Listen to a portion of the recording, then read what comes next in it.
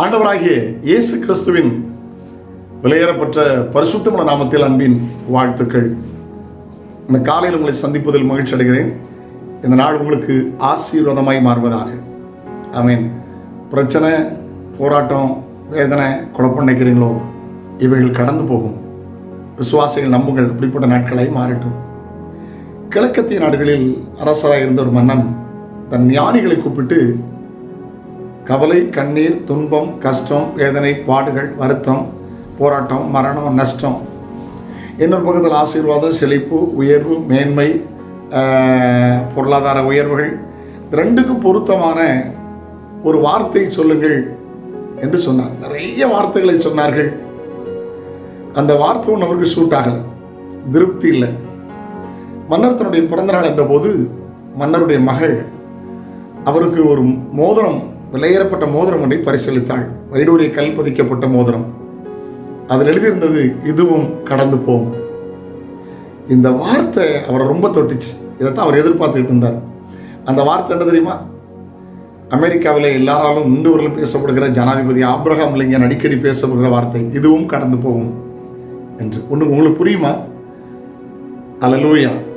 நன்மையானாலும் சில நேரம் கடந்து போயிடும், பிரச்சனையானாலும் கடந்து போயிடும். எதுவும் நிரந்தரமானவைகள் அல்ல. நம்முடைய வாழ்க்கையே கடந்து போகிறதான். இந்த அறிவோடு வாழணும். கர்த்தருக்கு ஸ்தோத்திரம். எதுவும் கடந்து போகும்.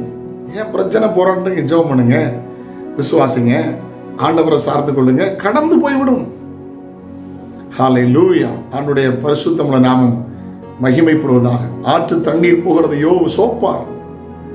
யோபுட்டு சொல்றாருல, இப்படிதானே சொல்றாரு, ஆற்று தண்ணீர் கடந்து போகிறது போல இதுவும் என்ன செய்யும்? கடந்து போகும். வாசிக்கலாம். யோவான் 16:20 வாசிக்கலாம். மெய்யாகவே மெய்யாகவே நான் உங்களுக்கு சொல்லுகிறேன், மெய்யாகவே மெய்யாகவே நான் உங்களுக்கு சொல்லுகிறேன், நீங்கள் அழுது புலம்புவீர்கள், உலகமோ சந்தோஷப்படும். உலகம் சந்தோஷப்படும். நீங்கள் துக்கப்படுவீர்கள், துக்கத்தான் படுவீங்க. ஆனாலும் உங்கள் துக்கம் சந்தோஷமாக மாறும். உங்கள் துக்கம் சந்தோஷமா மாறும். ஹல்லேலூயா. கடந்து போகும், கடந்து போயிடும். சோர்ந்து போகாதுங்க. நிலைவரம் அல்ல. ஒரு உயர்வை கர்த்தர் வைத்திருக்கிறார், ஒரு மேன்மை கர்த்தர் வைத்திருக்கிறார். பாடுகள் எல்லாம் கடந்து போகும். சிறுமைப்படுத்தப்பட்ட நாட்கள், துன்பத்தை கண்ட வருஷங்களுக்கு தக்கதாய் கர்த்தர் உங்களை மகிழ்ச்சியாக்குவார். ஏசப்பாவை சார்ந்துடுங்க. சரியா? ஏசுவை நம்புங்க, ஆராதிங்க. இதுவும் கடந்து போகும். எவ்வளோ நாள் இந்த வியாதி பாஸ்டர், ஐயா எவ்வளோ நாள் இந்த உபத்திரம், அம்மா எவ்வளோ நாள் அந்த பிரச்சனைன்னு சொல்லிகிட்டே இருக்கீங்களோ, யாரையோ பார்த்து பேசுகிறீங்களோ, இல்லை, கடந்து போகும். ஆமென். நிரந்தரம் இவைகள் அல்ல. ஒரு நிரந்தர உயர்வை, மேன்மையை, மகிழ்ச்சியை கர்த்தர் வைத்திருக்கிறார். அதை அனுபவித்துக் கொள்ளுங்கள். ஜெபம் இல்லாம, தகப்பனே, இயேசுவின் நாமத்தில் ஜெபிக்கிறோம்.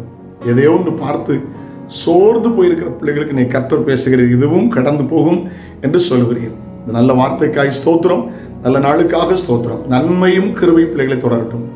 இயேசுவின் நாமத்தில் ஜெபம் கேளு பிதாவே. ஆமென், ஆமென். நாளை உங்களை சந்திக்கிறேன். அது ஒரு ஆண்டோட கிருபை உங்களை தாங்கட்டும். God bless you. Have a nice day.